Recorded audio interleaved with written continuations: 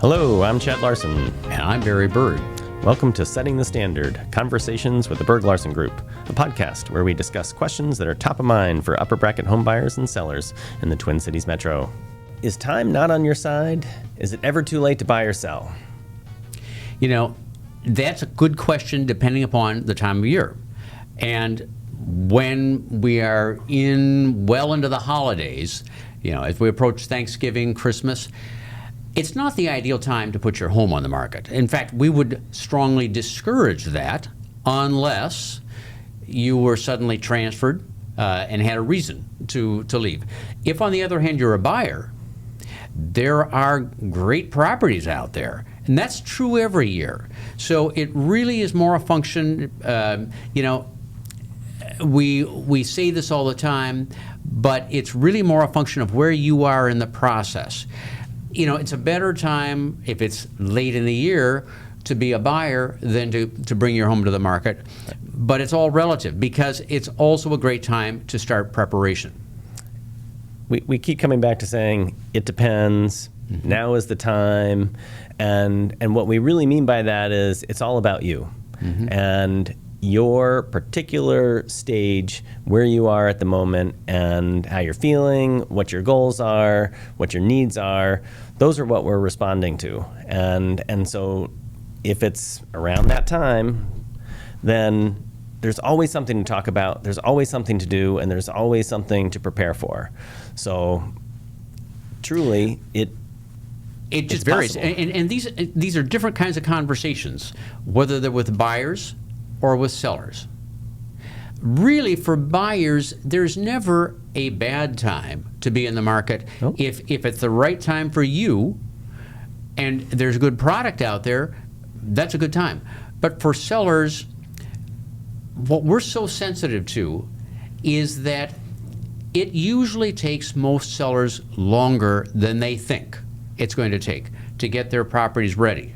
And that process can be perfectly pleasant, but for most of them it does involve a good deal of work, time, and energy. And so we are more than happy to have conversations 12 months of the year with prospective sellers about what does it take to get my house ready, how should I go about this, what kinds of things do I need to do, what's a logical timetable. And frankly, if we're having those conversations in late October, November, December, then that's a great time for us to help you put together a to-do list of the things to do and be able to do it where you're not pulling your hair out.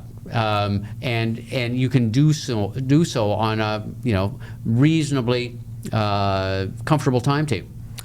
It's interesting you say that, right? Because we often get the comment, you'll appreciate this, the peonies are popping, right? And so people often will call us to list their house when the peonies are popping, right? When their yard is looking the best, and yet that's May. Part of the market is already gone. So what we love about this time of year, the fall, is that there's all that preparation that can be done. And with the fall and the spring market, it gives you the best time frame to sell your house from February through July into August before people go back to school. Well, and actually, let me... All right, you're going to correct me? Let me modify that a little bit, because it depends upon whether you've got a single-family home or a condo. Fair point. If you've got a single-family home, the majority of those are going to sell to people of childbearing age. And guess what? We've all gone to school. Even if somebody doesn't have kids, they still often think about moving around the pacing of the school year. Certainly if they do have children. They're actually out usually most actively in that period, March and April, because they want to close once the school year is out. Once we hit the summer months, they are probably shifting gears, and by the time they've got some kind of rhythm to their lives, it's time to start thinking about going back to school. On the other hand, condos often, depends upon the price range and the style of condos may well sell to snowbirds. So they are gone many months of the year and back at the time that the single-family market may be less active. That end of May Right. through October-ish, right? So that's a great point. That's a great point.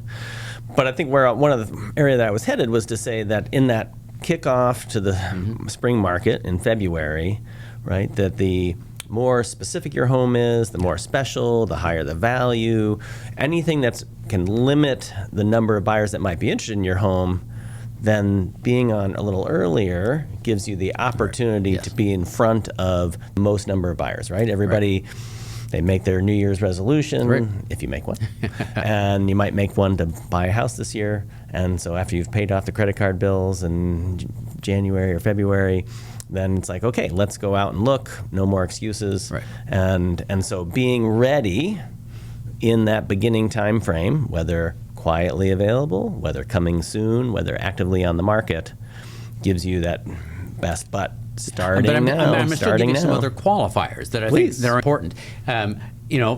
Chad teasingly made reference to this notion of, but my peonies are popping. Yeah, but for the most part, locals have purchased by that point in time. They want to be out in their own yard and enjoy the peonies. Right. The other thing is, every homeowner is correct in believing that his or her home shows best when the leaves are on the trees and the grass is green. It's just that that's, again, when locals want to be in their own backyard. So if you have certain amenities, like an outdoor pool, the reality is that's probably not going to be that appealing to somebody in March or April. But you give a hot August night, or for that matter, some of those early summer days in June, that pool looks mighty attractive. So it is one of those where we might encourage you to either hold off or let us get photos during warm weather months of what that pool looks like and what the yard looks like, because that is going to be appealing to somebody at a certain time, but we can't recreate that in March. Well, think about the homes we've sold on Lake Minnetonka, right? So you having those pictures from the previous year, everybody wants to be out on the lake all summer long. Right. So you want to come out a little bit earlier so that people want to buy. Well, and the fact of the matter is, and Lake Minnetonka is a great example. I've seen years, and frankly, it's not atypical, where during the summer months themselves, there aren't as many sales. Because people will have bought in the spring so that they can enjoy it, and then they're out enjoying the summer somewhere else, and then they get back into the market in the fall. So just bear in mind that there can be real seasonality. So I think what it really shows, right, is it depends. Yeah. It depends on you. It depends on the market, what's happening in any given year. And so I think our years of experience have shown us that we try to distill that information down so that we can give you the best advice, but we combine that with what you need. And there is no 100% absolute answer to that question of, is it too late or when is the right time? So thank you for joining us. Thank you. We've had It's fun been fun having this conversation. Yeah. Appreciate it. Yeah.